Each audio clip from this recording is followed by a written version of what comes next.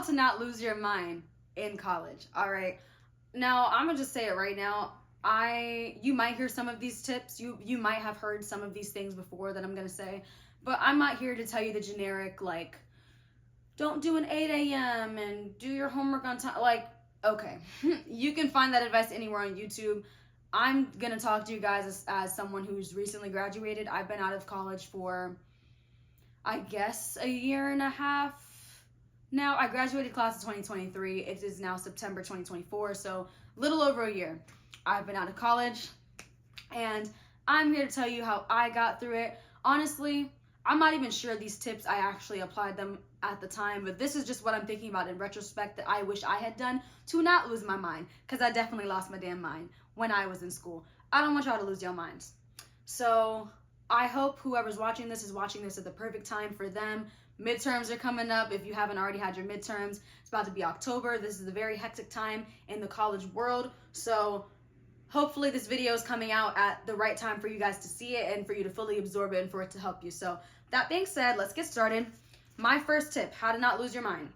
You have to romanticize your life. I know this is like, romanticize is a big buzzword now. You see it all over YouTube, TikTok, Pinterest, Tumblr, whatever. But it really is real. And all it means, if you're someone, you know, I'm sure like there will be a lot of guys watching this video because this one isn't really directed at women per se, it's just students in general. By romanticize your life, all that means is you yourself have to go out and make the mundane things joyful. Like, they're not just gonna be fun because they're fun. Like, a lot of shit is just gonna be very boring, very not fun when you're in school.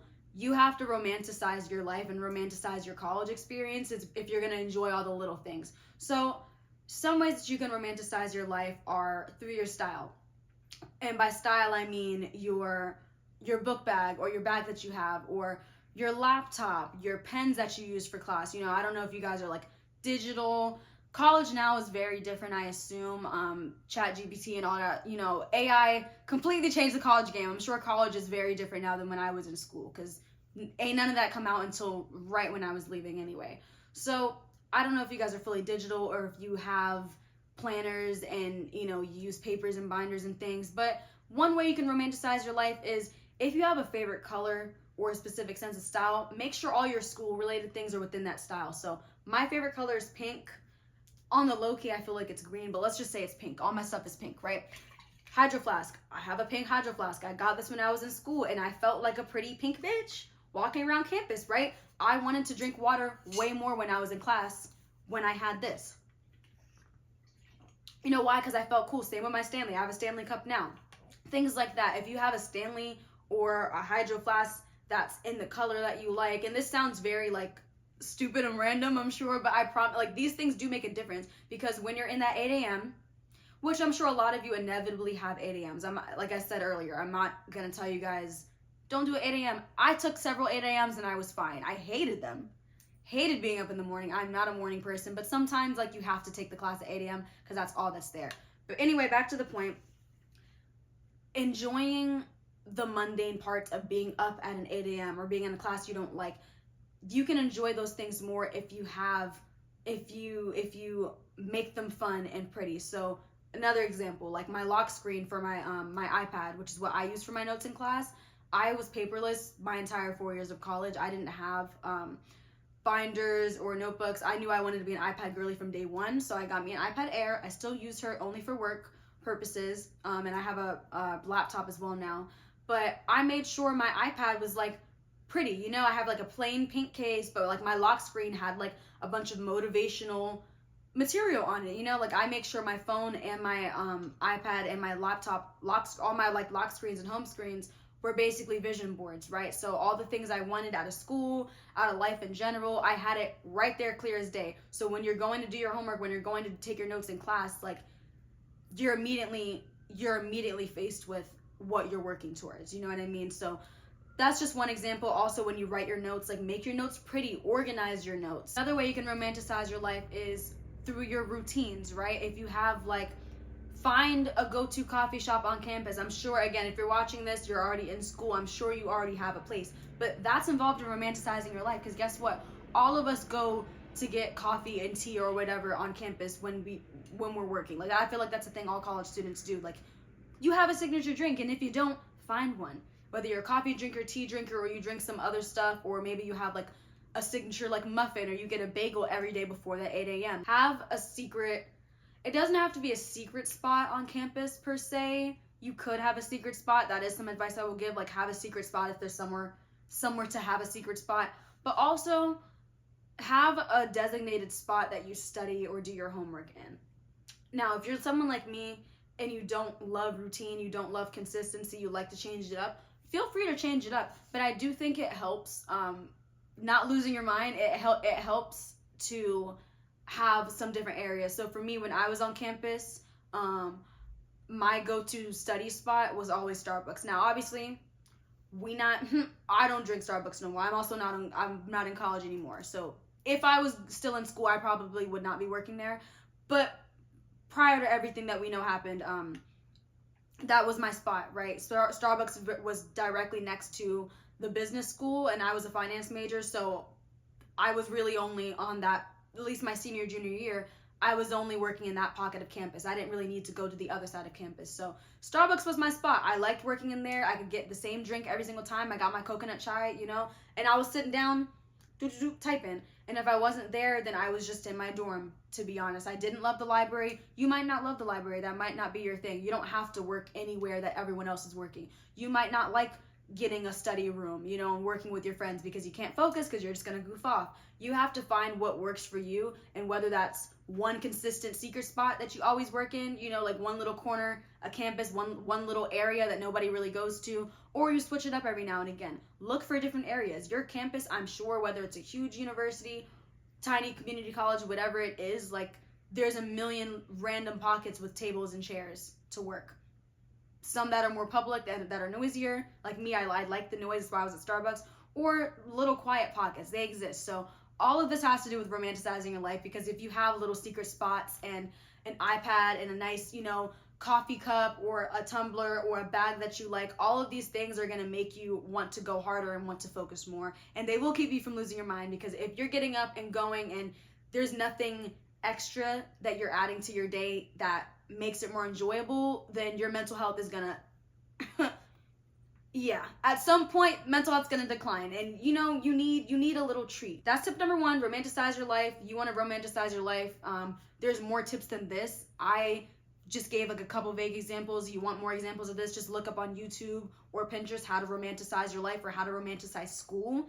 You will find so much advice. And guys, don't underutilize Tumblr. I know people love to pretend that Tumblr doesn't exist anymore, that it kind of died, and it did fall off a lot, but there's some gold on there. Like, I follow a ton of pages, can't think off the top of my head what they are right now, but there's a lot of accounts that give like school advice, like how to romanticize your college experience, especially for like girly girls. There's a lot of like pink girly accounts on Tumblr and on Pinterest that exclusively post girly school related tips, so definitely look into that if you're interested. That's tip number 1. Tip number 2, oh my god, random tip, don't have a bunch of caffeine on an empty stomach, because you're going to end up like me. You're going to get a bunch of energy and you're going to start yapping and you're going to get lightheaded like I feel right now. Tip number 2 is do not fall to peer pressure. Now, this is especially hard if you're a freshman, I will say, because especially if you're coming from a far place, right? Like if your campus isn't next to where you grew up, like you flew across the country, like your hometown is far away and you're like making new friends and a whole new life from scratch, you're gonna feel like you have to do so many things. You don't have to do a motherfucking thing, let me tell you right now, because guess what? If you chose to go to college, that means whether you have a full ride scholarship, let's say you don't have a scholarship, right? Or a full scholarship. Let's say you are taking out student loans or somebody's paying for college. You are spending all this money, whether it's parents' money or scholarship money or some money. You are spending all of this money, all these loans, whatever, getting this education. You chose to go to college. It's not high school, right? So this particular advice right now is specifically for college and grad students right now versus high school. If you're in college, that means you chose to be there. No one held a gun to your head and said, like, you have to go. Maybe your parents or somebody told you had to go, but ultimately college is a choice, and it costs way too damn much for you to go there and mess around. Do not go to college and fuck around. And that is not to say don't have fun. That is some advice I will give you. Make sure you have fun. That goes back, that ties a little more into the romanticizing your life. You can't just be work, work, work, study, study, study all the time. However, do not let yourself fall to the peer pressure of, oh, like you have, like, you know that you have a very important exam tomorrow. You know you have a midterm tomorrow and it's 4 classes you're already struggling in and all your friends are going to this huge party tonight. Don't go. There will be another party. You need to study for that exam. You feel me? Like, don't waste your time messing around. Do not, feel the need like, oh, all your friends are drinking, so you have to drink tonight. If you're someone that likes to drink, like, again, I'm giving you real practical advice. I'm not telling you not to drink. I'm not telling you not to smoke. Do those things if that's your thing. Make sure you have fun in college. Ultimately, like you chose to go to a university versus just being online or something because you wanted the college experience. The college experience includes more than studying. It does include partying to some degree if that's your thing. It does include hanging out with friends and going to events, and do that, but make sure it's not at the cost of your education, because ultimately college costs way too much money for you to be failing out of classes because your friends forced you to smoke, forced you to drink, forced you to go to this thing. You don't have to listen to nobody. I don't care if you're a freshman, you started yesterday, or if you're a senior. Either which way, and I don't care if people call you lame either. Like, you have to remember that, like, it costs too much money. I'm being, like, that's my advice. I'm being so for real, because, like, I'm in debt up to my... College ain't cheap, y'all. Especially if you're at a private school. Do not fuck around. Make sure you have fun, but do not let yourself get distracted by a bunch of people telling you, oh, no, we got to go do this thing, or, oh, it don't matter, let's skip the class. Don't skip your important class. I'm not saying never skip. Like, I've skipped. I'm keeping it real. Like, I'm a real person. I was not a perfect student. You don't have to be a perfect student. Have the fun, but stay focused on the plan. Stick to the plan. If you went to college, it is for a reason. Whether you know your major right now or you're undecided, you don't know exactly what you want to do with your life, either way, the money is already being spent. The clock is ticking. You are on this campus. You are showing up to class. The money is going. The money is going and the time is going, and you are there to get that degree and accomplish something. Do not get distracted from that because you got friends or peers that want to mess around all the time. Messing around is fun, but not at the cost of your education. So that is tip number 2. And tip number 3 in how to not lose your mind when you're in college: explore your campus resources. Oh my God, I wish. If I have no desire to go back to school, and I'm very grateful I am done with that chapter of my life and I've moved on to my early adulthood.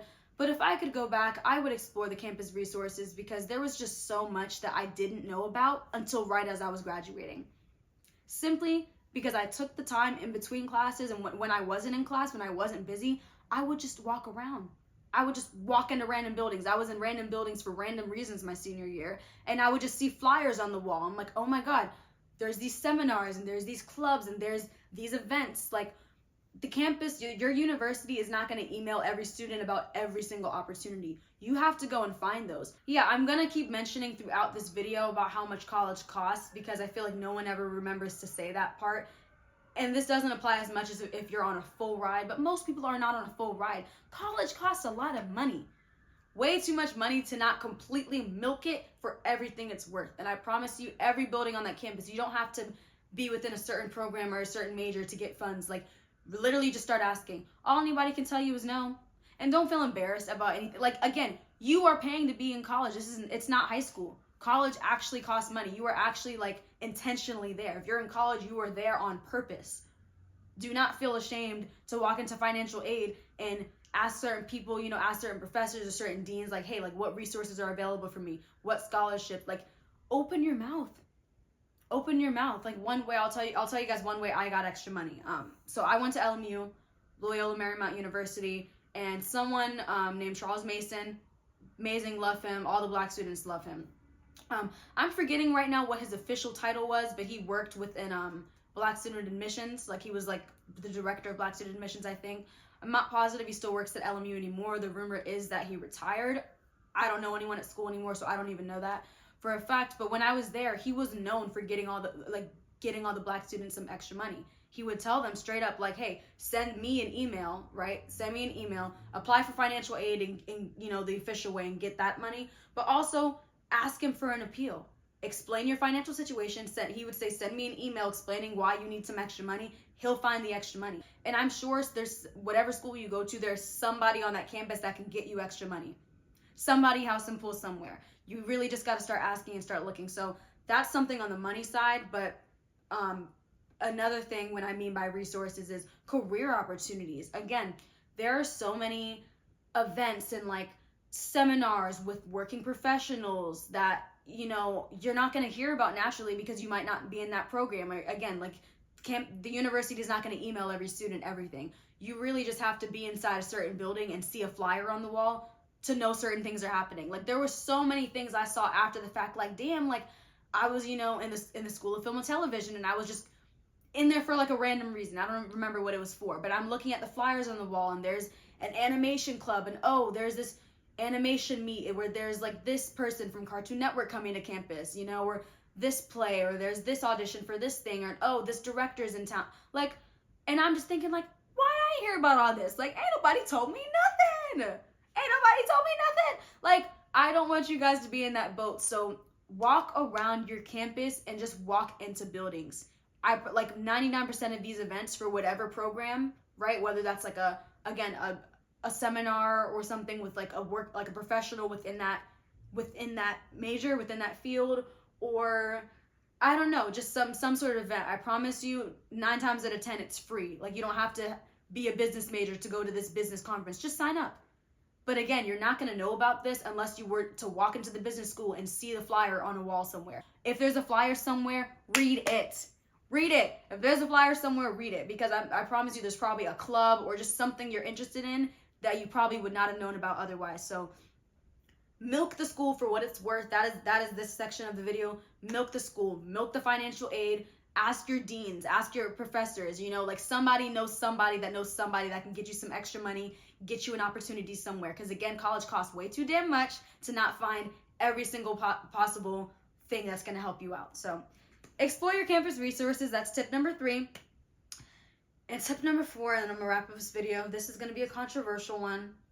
And I thought about not saying it. But again, it is anything I do on this channel is keep it real with y'all. And I'm going to keep it a buck. I ain't telling y'all to cheat. But if you have to, listen, you got to do what you got to do. Now, this is the thing about cheating, right? If you work for a university, don't watch this. Click off the video right now. I'm not saying be a dishonorable student. And personally, my personal opinion, do not argue with me in the comments, please. This is just one tip in the video. You can choose to ignore this if you want to. Again, okay? I'm not saying that just like go do it and never ever do your homework. That's not what I'm saying. Now, I feel like nowadays with AI, everybody cheating like a motherfucker anyway. I don't know. Like again, ChatGPT came out like a month before I graduated. I barely used it to help me make a study guide before my final exams. Nowadays, I've seen on TikTok what these new students are doing. Seems to me like y'all ain't doing no work yourselves. Like everything is just AI. So I can't condone or not condone that. I don't know. I still think everybody should be absorbing the information themselves and learning for real. Use AI to help you, not to do it for you, but to help. That's my opinion on that. But as far as cheating concerned, I'm going to be so real right now. There are times, right, where you might literally have to. Sometimes you might literally have to. You might be put in a position where you cannot financially afford to fail a certain class and you've already done everything you can. Cheating is a last resort. Absolute last resort, okay? I'm not saying, oh, I don't understand this concept. Boom, let me just... No, don't immediately do that. Don't immediately do that. But if you are somebody who has gone to office hours, you've gone to tutoring, you've had the study sessions, you've looked online for extra help, you've watched the YouTube videos, and you still are failing a certain class, and this class is a graduation requirement or some requirement for something, and you literally cannot financially afford because you're on scholarship, and your scholarship doesn't cover a summer class, you literally cannot afford to take it again, don't shoot yourself, don't fuck yourself by not cheating because you want to be super honorable and the best. Like you might literally have to. Sometimes that's the case.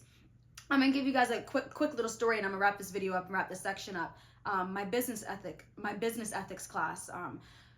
Most wonderful class I took. It sounds super boring, but that was probably my favorite class I took. I was a finance major. My degree's in finance. And and I was a theater minor. But my business ethics class, I took that, I think, my second semester of senior year. Everyone in that class loved our professor. It was very positive, engaging class. Everyone in there took it seriously. And we had one class where the discussion all class was about cheating. And our professor straight asked us, like, who in here cheats? And we didn't lie to her because we love her. And damn near everybody raised their hand, and we had an open discussion about why. And I raised my hand, and I was like, I've been put in positions where I literally had to. I've only done it, I think, one or two times. Again, this is a last resort. Sometimes, if you are put in a position where your professor is terrible, right? And you'll know the professor is terrible because everyone around you is failing the class. And there might be one student that's passing, and that's because that student's super smart. If you've never had to cheat and you've managed to get by, then you are privileged, let me tell you. Not everyone is that smart.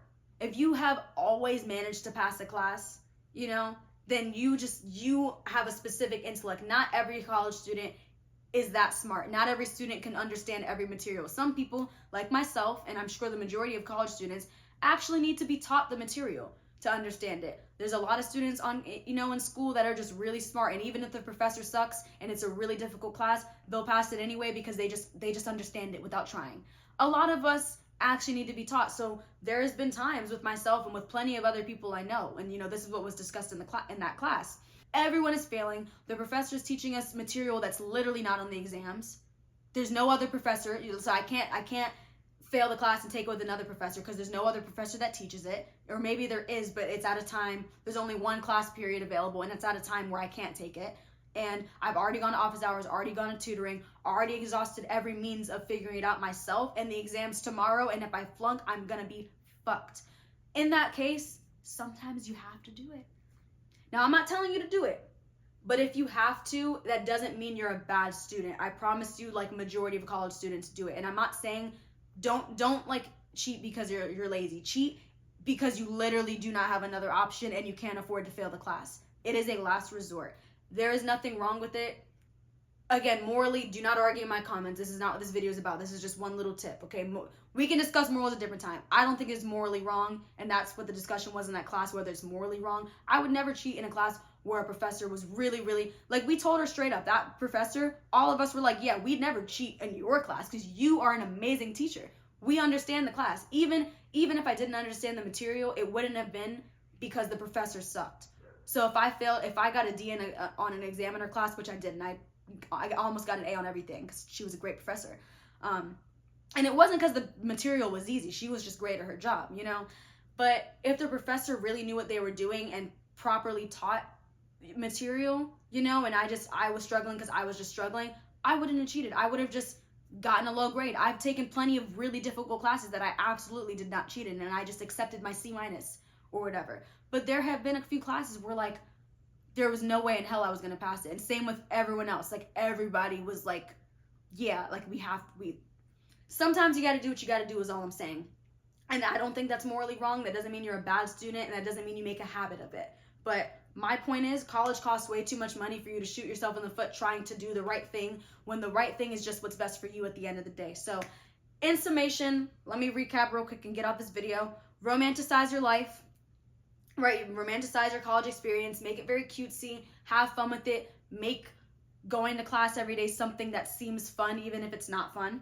Don't fall to peer pressure, understand what you came here to do. Now, that doesn't mean don't have fun, make sure you have fun at the same time, but stay focused on whatever you're there for. Even if you don't know what that is yet, understand that you can't be, spending all this coin on the education just to skip class every day and get drunk every single week. You got to stay focused. Stick to the plan. Number 3, explore your campus resources. There is more than enough money out there. There is more than enough seminars and events and opportunities out there. There are more than enough people you can meet. There are more than enough connections you can have. There are resources. There are resources in every random building on campus. You don't need to be within a certain major or program to walk into a building and see the flyers on the wall and see what's going on. Just have fun. Literally, go to a random conference just because. Don't just go to school and not use what's available. You know what I'm saying? And lastly, CHEAT if you have to. I'm not saying just outright do it, but it is a absolute last resort. Like, you literally cannot afford to take the class again because you don't have the money for it. And it's not going to be covered otherwise. Don't think that makes you a terrible person, right? If you have to do it, you have to do it, and it's not bad. And like I said, in the age of AI that exists now, I'm sure all y'all doing it anyway. So with that being said, I hope this was helpful. I wanted to give some slightly different advice than what I've heard on YouTube watching these videos when I was in college. I graduated with a bachelor of what is my degree? Oh my God. I have a BBA of a Bachelor of Business Administration and Finance, and I minored in theater, and I'm now acting. I do not work in finance currently, but yeah, I'm qualified to give this conversation as somebody whose mental health was very all over the place and had to go to college during a pandemic. So trust me, I know what I'm talking about. If y'all like this video, please give it a thumbs up. Last little tip, because I realized that I didn't talk about it. If you have ADHD or anything like that, I didn't even know I had ADHD until after I graduated. It would have been more helpful to know before then, obviously. But take whatever you need to get your mind right. I don't take Adderall. I'm not condoning that necessarily. I know a lot of people get addicted very easily, and it's not the healthiest thing. But I do take these neurobalance pills. It's from the brand Ingenious Neurobalance. Search this into Amazon. My best friend put me on this. She recommended these to me. This is just like a natural supplement, but it does help you focus. I don't know if it works. Like, I think it does. I don't know. I can't tell. I'm always like all over the place anyway, but this possibly might help you not lose your mind. So whatever you need to do mentally, like meditate, take time to yourself every day, give yourself a little treat every week so you can maintain your mental health. Figure out whatever it is that you need to maintain your mental health, because you will not get through college if you don't have a solid grounding routine. That could mean anything to you. And the grounding itself should not be, do your best to make it like a healthy thing. Like, your escape shouldn't be drugs. You know, I know a lot of college students it is, but try your best to find something healthy that keeps your mind at ease. You have to find whatever it is that's going to keep your mind in one direction so you can survive these 4 years. Please like, share, comment, subscribe. I'm trying to get to 1,000 subscribers. So that being said,